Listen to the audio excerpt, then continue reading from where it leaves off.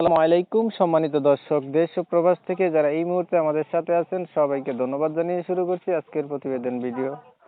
বন্ধুরা দেখতে পাচ্ছেন এই মুহূর্তে আমার সাথে অডিও কলে সংযুক্ত হয়েছে একটি মেয়ে।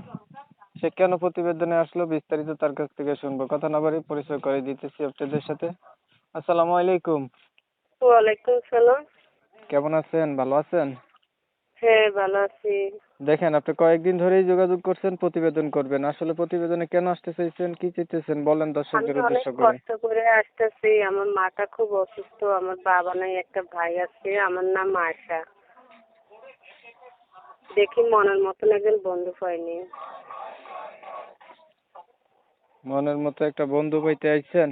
মানুষের হচ্ছে জি। মনের মানুষ চায় বিয়া শাদীর জন্য, আর আপনি মনের মতো বন্ধু চাইতেছেন। বন্ধুর কাছ থেকে কি চান? সেটাই তো, আগে তো বন্ধুত্ব হবে, তারপরে তো মনটা হবে।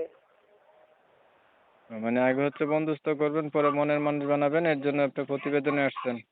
জি জি। আগে আর কখনো প্রতিবেদন করছিলেন আপনি? জি না। আপনার বয়স কত? 18। কি করেন আপনি?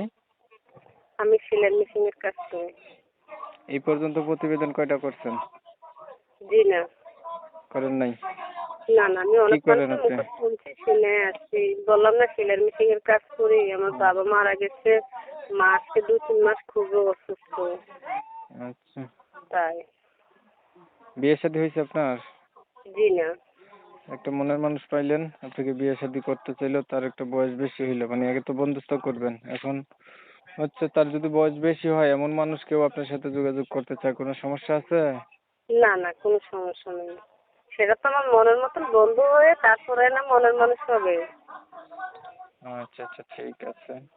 ধন্যবাদ আপনাকে, অসংখ্য ধন্যবাদ। দর্শক শ্রোতা, আপনারা শুনছিলেন ওনার কথা। উনি একটা মনের মতো মানুষ চাইতেছে, বন্ধুত্ব করবে, পরে হয়তো সম্পর্ক করবে, তারপর তো বিয়াতে যাবে। আমি ওনার কথাগুলো আপনাদের মধ্যে তুলে ধরার চেষ্টা করছি। আপনারা শুনছেন, শুনে যাদের কাছে ভালো লাগছে ওনার সাথে যোগাযোগ করতে পারেন। নাম্বার আমি দিয়ে রাখছি। অনেক সময় নিয়ে ভিডিও দেখছেন, ধন্যবাদ সবাইকে। সবাই ভালো থাকবেন, সুস্থ থাকবেন। আল্লাহ হাফেজ।